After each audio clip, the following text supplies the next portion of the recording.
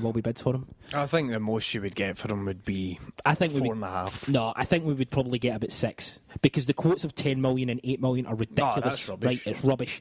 I think we would get 6 or 7. I would be more than happy with that. But if we do sell him, we just need to do it the first week of the transfer window. Chris, thoughts on that?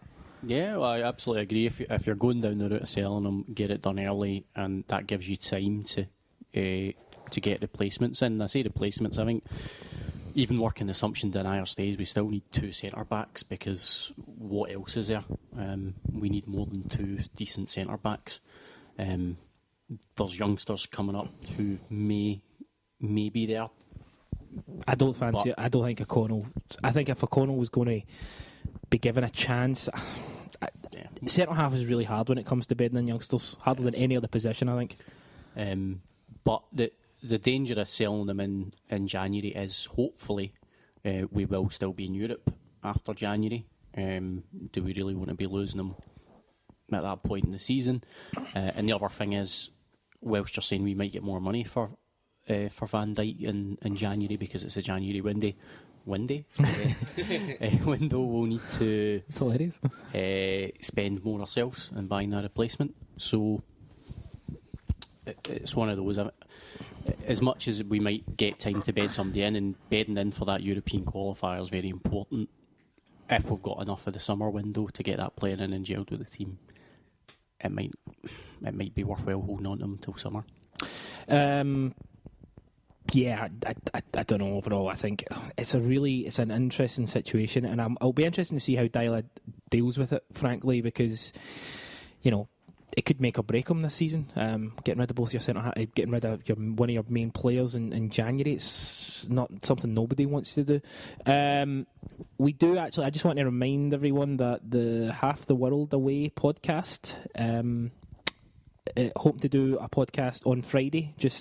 They've got a show on Friday, so if you're a fan of them, have a listen and get involved. Any other points in terms of the transfer window January at this point? Because holding midfielder, because that's pretty much what we've been talking about the whole time. But if I know I'm talking, it's still a bit away. If we do get a hold midfielder, you're not dropping Brown, you're not dropping Johansson, so you're talking about getting rid of Chris Commons, right? I mean, we're all down the road of getting rid of Chris Commons, and not getting rid of him, letting Chris Commons go, because if you're talking about hold midfielder, as I say, Johansson and Brown are definitely playing. Mulgrew's still there as well, so Louis raises his hand instantly. I'm just kind of stirring the spoon. As far as the fact that there's the new Glasgow derby that's going to take place at the end of January, do you think that'll have any influence in maybe keeping Commons because of his experience? I don't think they're going to keep him for one game. I don't think we need him for that game either. Did you Chris, you got a point you're going to make? Aye. Oh, in Commons. I was. No. I was going to say transfer target. I think we need to strengthen at fullback as well, especially at left back. Well, I'd imagine Chris Gallagher believes we need a right back. If you hate Adam Matthews as you do, I think he's a talentless pup. I don't hate Adam Matthews. I think he's a poor excuse for a... all I've said about Adam Matthews is he's went back in his development by quite a bit, and... All I'm saying, if someone came in and they offered money for him, I would accept it. The guy's always injured as well. Lustig's always injured, so we need a right back anyway. Well, we'll get. Personally, I like Matthews, and I think we're other than the injury issues, right back's fine, but left back we definitely need another left back in there. Now, I'm going to say something, and I don't know, but Stuart Armstrong for Dundee United at the weekend was phenomenal. He's so skillful. He's got a great touch. He reads the game really well. He's starting to add goals to his game. We should buy him. I think it might end up being that there might be more outgoings than there will be incomings. To be honest. Well, that's the other point. I mean, names we've mentioned today. Kyle doesn't get a game. Rarely starts. Rarely comes on. Bitton. That's 2 players who just haven't featured this season at all. And then look at some of the signings, the low knee signings we've made. Berget, Tonev, Wakaso struggling. Yeah. They're not, they're not getting the team at all, so we've been paying their wages for them just to enjoy a wee year's break in Glasgow. It's a lovely city, though, to be fair. But no, I think the point being, we talk about this almost every week. We've just got so many players we need to get rid of, and we do need to get rid of them because, as Ciaran says, we're paying silly wages. We don't normally talk about the other team that resurrected zombie thing, Rangers, blah blah blah, whatever. But I just want to let's talk about them. Yeah. Okay. Well, actually, do you know what? I watched the first new Rangers, whatever. Blah, blah, I can't even bother with that.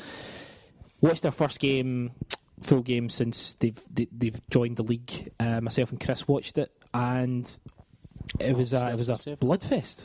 I mean, it was just sendings off, and they didn't play any football. And people will turn around and they'll say, it's it's a derby, Rangers and Celtic, both Glasgow teams. But no, I think we'll fucking smash them. They're fucking terrible. They're terrible. Yeah, but I think they'll literally smash us. Yeah, that's the big fear. They'll be out to just break us. Yep, that's the danger. They will be out to smash.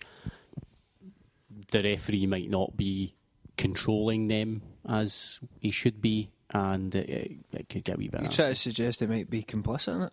Aye. Chris, I think it's a game that we didn't need. game we didn't want. The game we didn't need. It's as I've said before, it's a no-win situation, but there are zero excuses for this. They are, in terms of as a footballing side, they're inept. And I know we haven't exactly set the heather on fire, but come on, man. At any time I've seen them, Moshney consistently gets a game for them, as far as I'm aware. Yeah, he is. That's just a dud of a player. They're a shite club with a shite manager who they can't sack because they don't have any money. It's hilarious. Yeah, it's hilarious to watch. I thought it was incredible, and as I say, we don't really like talking about them, but John Daly came out with some interesting quotes about how the Hearts players were conning the referee. Now, every one of those tackles, the Smith tackle, the Miller tackle, and the Boyd tackle, they were all sending off. Well, that's it, because they were justifying it, or kind of, he gets sent off, but those two were the same and they didn't get sent off. They were all sending off. Yeah. So what you're doing is you're highlighting the fact that you're highlighting the fact that the referee didn't send all three off, as opposed to reasons not to send Smith off. Yeah. Yeah. You were talking about Stephen Thompson on the sports scene yesterday. Yeah, I mean, that's exactly it. It was him that said that the Smith sending off was a sending off, and the other two weren't. Bizarrely, I mean, he said, he kind of went in with his studs up. Right, well, that's a fucking sending off. Yeah. And then he also said, the Rangers fans were shouting against McCoist, for the first time, it's time to go. Should McCoist come in for criticism? No, he's done really well under difficult circumstances. I mean, we're all Celtic fans, obviously, but, there's Rangers fans I know who, have blown that myth out the water. That's absolute shit. The guys spend vast amounts of money. They've got the second highest wage bill in Scotland behind us, and their squad's saturated with pish. And that isn't just me saying that as a Celtic fan. That's what a lot of Rangers fans are now believing. They still can't criticise. I've seen on STV News tonight there was an interview with some head of the Rangers Supporters Association or whatever, and he was saying how it's ridiculous that fans are wanting McCoist to go, and he's steered the ship during difficult times and all this. But the guy had absolutely no points to make about the fact that he was a football manager and his football team were rubbish. You know? It's all about the fact that, well, he was there during the hard times. Yeah, it's also the fact that he's on what? How much? What's it? £400,000 a year. Yeah.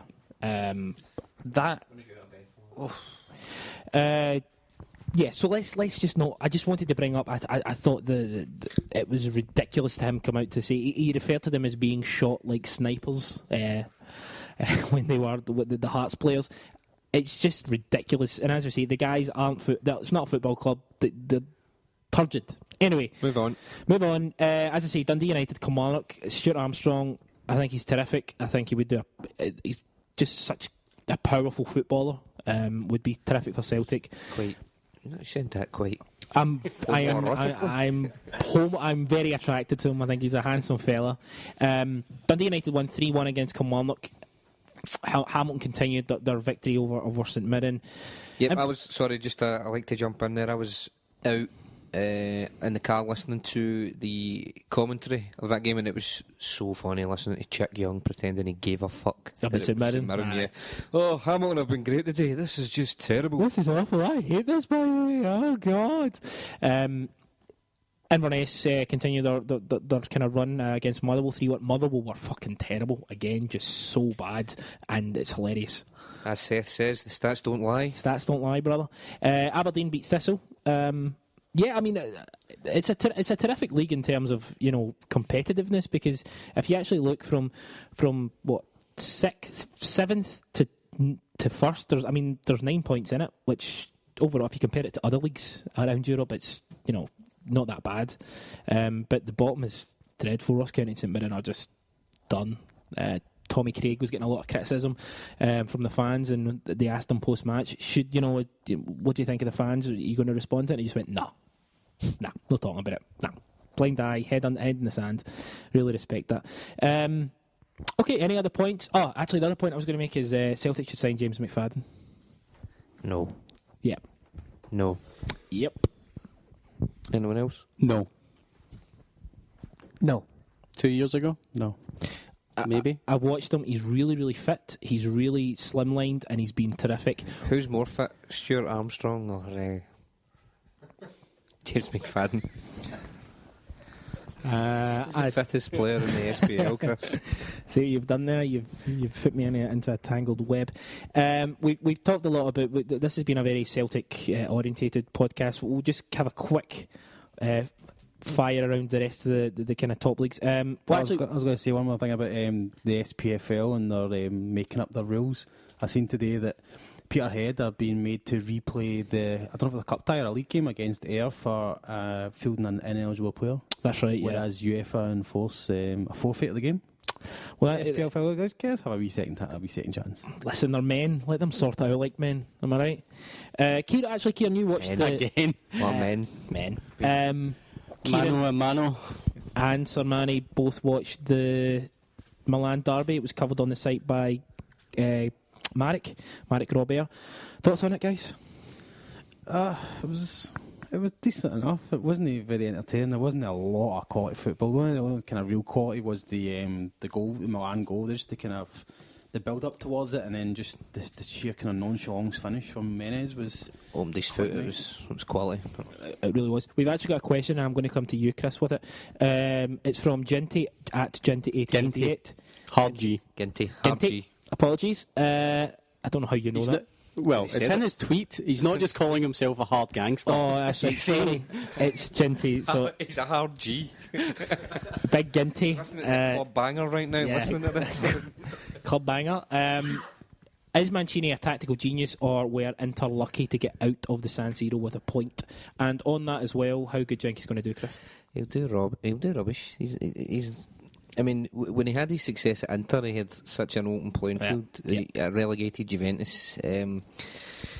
So you'll always have a close bit in your heart. Well, I'm glad somebody stepped in when Juventus were rightly put down to the second. Right, anyway, debatable. We'll go with that. No, he had an open goal and he took it. He went to City, and I mean, I know he won the league, but he spent a ridiculous. He spent fortunes and just won the league. In Europe, he was absolutely pish for them. The less said about his time in Turkey, the better.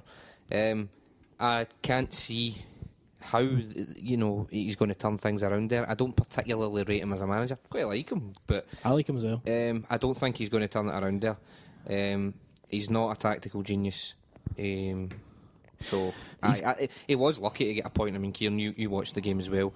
I mean, in terms of the overall quality of the game, it wasn't hugely great, but I would say Milan were probably the better team. Yeah, he's got a Sampdoria club badge tattooed on his left foot. Does he? He does, yeah. He's still a huge Samp fan.